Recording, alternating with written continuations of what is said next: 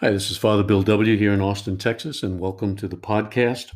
I am an Episcopal priest in long term recovery, coming up on 48 years in the program of Alcoholics Anonymous, and very grateful to all of the members of the fellowship who have helped me so immeasurably throughout my life. If you haven't done so, I'd encourage you to visit our website. It's called Two-Way Prayer, and it'll teach you how to do a form of prayer and meditation that they used to do in early AA, part of our 11th step that somehow got lost along the way.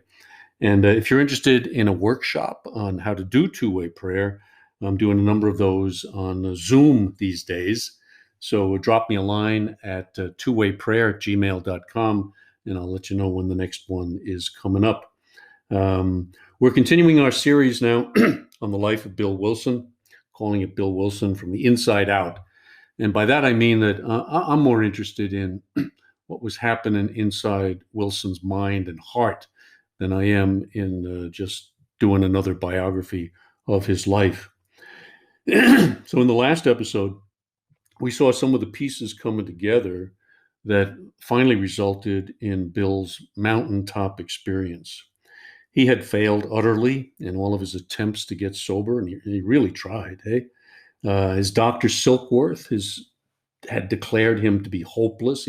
He told Lois this, as Bill's wife, and Bill had overheard it, and it was really devastating to him. He was broke financially, emotionally, spiritually, bankrupt, he said, and more. He found himself secretly contemplating suicide. But then something happens. And that long sought after solution to his alcoholism puzzle, it began to take shape. And I think it started with the arrival of Ebby Thatcher coming back into his life. Ebby had been his old drinking buddy, and Ebby is 60 days sober when he arrives at Bill's home in Brooklyn. And he says to him, "I'm not drinking. I've got religion of a sort."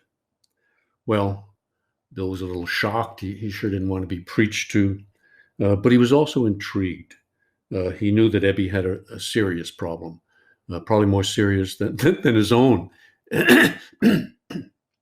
And well, there's something about that, isn't there, that we can spot it in others and have a difficult time seeing it in ourselves. So Bill is intrigued. Uh, Ebby leaves, invites him to come down and visit him. He's living at a mission in downtown New York. It's run by Calvary Church, and it's kind of the home for the Oxford group in the United States. And Bill shows up there several days later, and he's drunk when he arrives. He's there with people who are below him. He says he can smell the alcohol coming off of their bodies. He knew that. Drunks, derelicts, low bottoms. And now there he is among them. And he says something that I thought was truly beautiful. He said, "I knelt there among the stinking penitents, and maybe for the first time in my life, I was penitent too." And I think it's right there. Right at that moment, you can see something shifting inside of Bill. Maybe for the first time in my life, I was penitent too. Something is reaching deep into his mind and heart. And Bill, even drunk, makes an altar call. He gets up and goes up there amongst the others and says he gives his life to God. And the important thing is that he also says he started to feel something. And I think it's there that Bill's real recovery begins. Too bad it's not in the big book.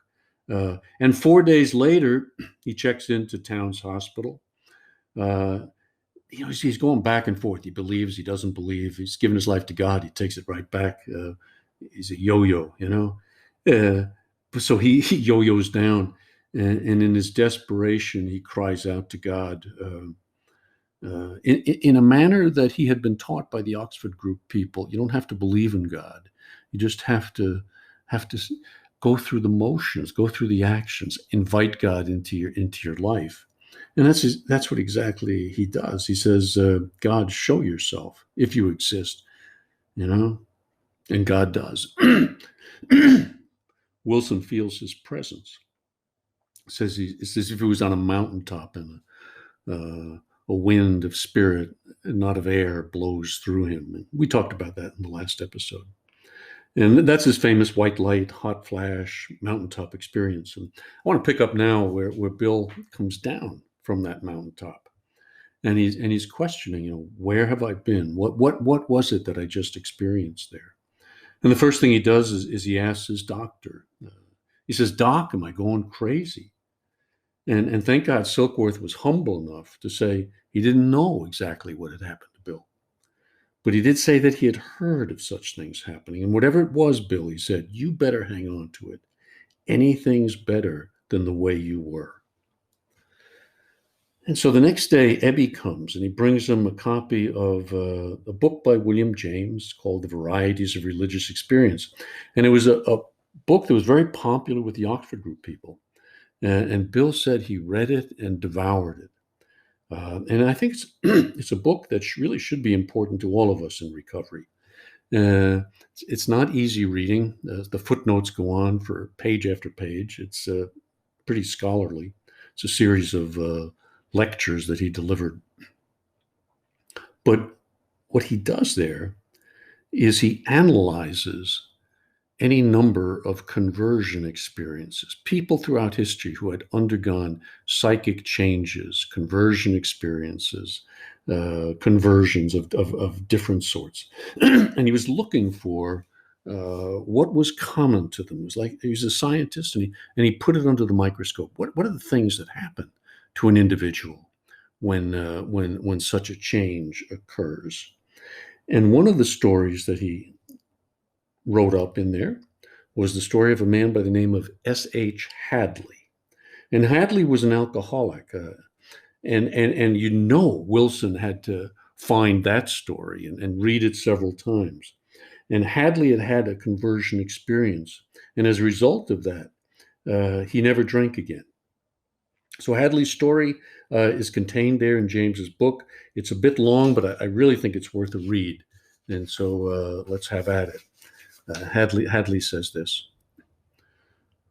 One Tuesday evening, I sat in a saloon in Harlem, a homeless, friendless, dying drunkard. I pawned or sold everything that would bring a drink. I could not sleep unless I was dead drunk. I had not eaten for days, and for 4 nights preceding, I had suffered with delirium tremens, or the horrors, from midnight till morning. I had often said, I will never be a tramp. I will never be cornered. For when that time comes, if it ever comes, I will find a home in the bottom of the river. But the Lord so ordered it that when that time did come, I was not able to walk 1/4 of the way to the river. As I sat there thinking, I seemed to feel some great and mighty presence. I did not know then what it was. I did learn afterwards that it was Jesus, the sinner's friend. I walked up to the bar and pounded it with my fist till I made the glasses rattle. Those who stood by drinking looked on with scornful curiosity. I said I would never take another drink if I died on the street, and really I felt as though that would happen before morning. Something said, if you want to keep this promise, go and have yourself locked up. I went to the nearest station house and had myself locked up. I was placed in a narrow cell, and it seemed as though all the demons that could find room came in that place with me. This was not all the company I had either.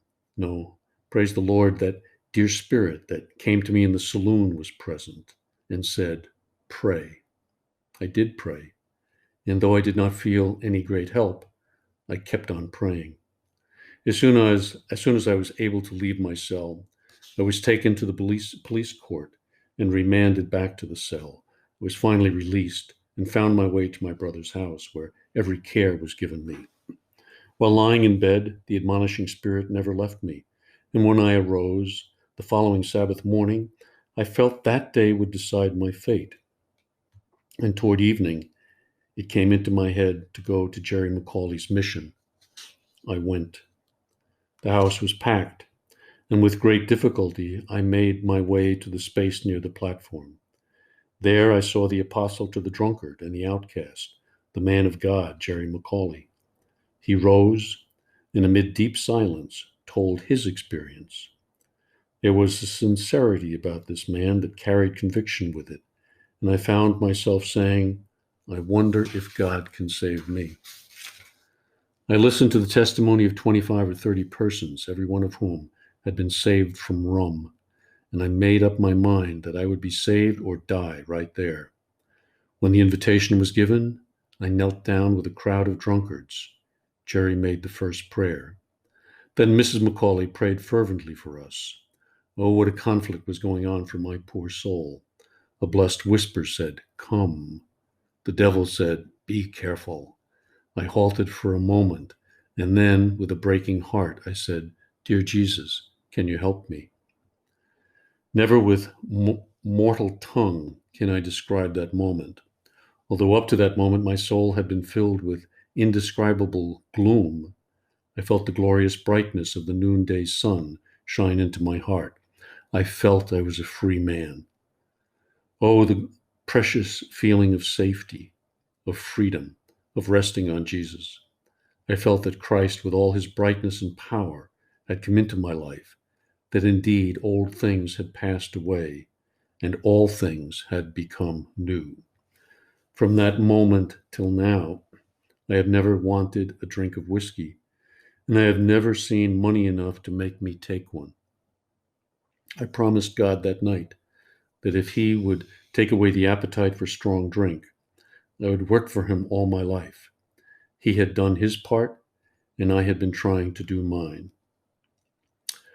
Samuel Hadley later started his own mission there on Skid Row in New York City. And he had a brother who was also an alcoholic, and he helped him to sober up. And that brother started yet another mission. And then he had a son, William Hadley was his name. And unfortunately, William's father died, Samuel died. But several days later, William got sober and started working at Calvary Mission in New York, home of the Oxford Group, and that was the place where Bill Wilson made his altar call and gave his life to God. So what had happened to Hadley also happened to Bill. And then Bill started seeing that there was a sort of chain reaction going on into this conversion thing. Uh, and he knew it required a spiritual experience of some sort in order to effect a cure. As he'd later write in the big book, if when you honestly want to, you find you cannot quit entirely, or if when drinking you have little control over the amount you take, you are probably alcoholic. If that be the case, you may be suffering from an illness which only a spiritual experience will conquer. So Bill is starting to kind of patch together in his mind the sequence of events that had happened to him. He was desperate. Science had failed him. Just like with Roland, Jung had said, I can't help you. So very similar. And he calls on the great whatever. And then he experienced a new presence, a sense of presence. He used that same word that Hadley uses, a connection, a conscious connection to not sure what, but it's a world that's different from the world that existed just a moment before. So in the last episode, we looked at Wilson's white light experience, but Bill was a stock analyst. Don't ever forget that. He liked to look into things and see why they were the way they were, and he starts to discover, if I'm reading his biography correctly, that they were almost like two experiences that he had to put together in some way, and that one without the other would not really have been enough to keep him sober. So Bill describes that other experience in any number of AA talks that he gave. And again, why this is not in the big book, I'm not sure, because it was tremendously powerful. It was for me. And what he says in those talks is basically this. He says, it's as if I was in my alcoholism chained to the back walls of a cave. and I couldn't get out. I couldn't free myself. And at the mouth of the cave, he could see Lois. He could see his brother-in-law. He could see Dr. Silkworth. He could see all these people saying, "Bill, come out, come out, come out." But he couldn't break free. And it was only when Ebby shows up, when Ebby left his cave and then walked into Bill's cave, that he was able to show him the way out. And he says, without that, I don't think the mountaintop experience would have been sufficient. So here's Wilson putting together this second part of why it worked. And I'm going to quote again directly from his biography. And Bill begins by repeating the three-step formula taken from William James. So that's where I'm going to start. Utter defeat, 1. The completed admission of helplessness, 2. And the appeal to a higher power. These were the essential things. Within this simple frame of reference, it was easy to pinpoint my own case. The God of science, my God, in the person of a benign little doctor, had pronounced me hopeless, and I had accepted the verdict. I had made my appeal, and the result was forthcoming, but that wasn't all. Countless alcoholics before me had known of their helplessness and had learned of it from medical men. Yet they had received no gifts. They just deteriorated, went mad, and finally died. The difference between these cases and my own was not hard to see. The difference lay in my relation to my friend Ebby, himself a one-time hopeless alcoholic. As a fellow sufferer, he could and did identify himself with me as no other person could. As a result, as a recent dweller in the strange world of alcoholism, he could in memory re-enter it and stand by me in the cave where I was. Everybody else had to stand on the outside looking in, but he could enter, take me by the hand, and confidently lead me out. Again, Bill Wilson had 2 visions, I think, in that detox room. One was the famous mountaintop experience. We all know that one. But the second, and maybe even the more important one, was not an experience of God, but an experience of real fellowship, an experience of real joining. And who is it, that can bring hope for the hopeless? And Bill gives the answer to that question in the next part of his biography. I'm sorry to be doing so much reading, but I think this stuff is important, and it's just not very well known out there. So bear with me. Wilson says, while Dr. Silkworth had deeply shaken my confidence in my own ability to recover, Ebby had somehow completely shattered it. His transmission line could reach into me at great depth. When he telegraphed the news of hopelessness over the cable of common understanding and common suffering, I had collapsed completely and at depth. One alcoholic had been talking to another as none other could.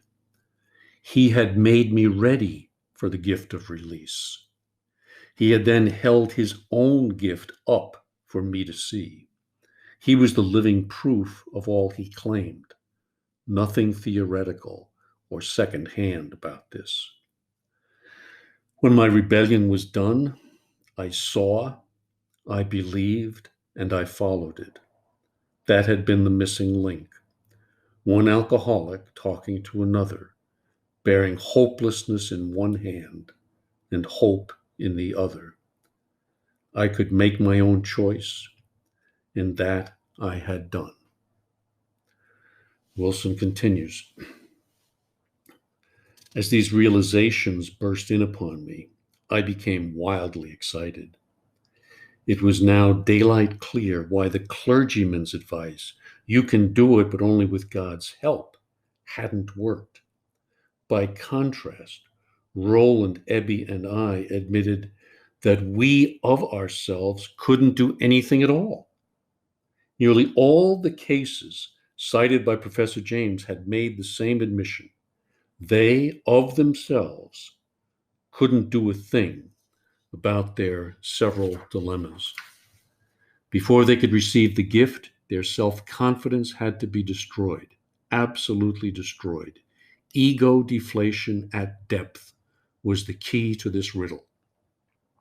The sociologists and psychologists who would restore self-confidence had been mistaken. God confidence was the thing, not self-confidence.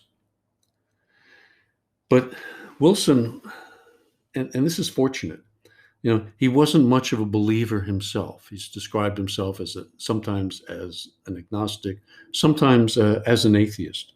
So he wasn't a believer, and so he asks that question, and I think it's so important for those who came after him. He says, "But how were alcoholics, agnostics, atheists, and those of faith long ago destroyed? How are such people to find confidence in a God they thought non-existent?" That had always been a poser question. But now the answer seemed clear. Provided their personal hopelessness was great enough, an appeal to any higher power at all would bring results. They only needed to cry out in the dark for whomever or whatever might be there. No faith would be required. That would be part of the gift itself. Of this I was now perfectly sure, for this had been exactly the case with both Ebby and me. We had both humbly and indeed hopelessly asked, and the faith had come. The moment of admission of hopelessness ran deep enough through any alcoholic could begin to receive faith and release. And one alcoholic turning the message to another could ready the sufferer for his gift as nobody else could. Another thing we can be grateful for is that Bill Wilson was not short in the ego department.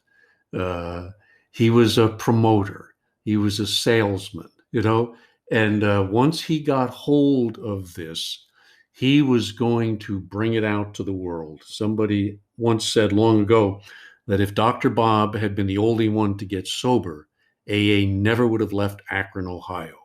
And I think there's truth to that.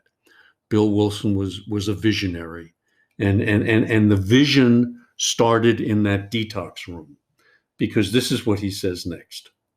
At this point, my excitement became boundless.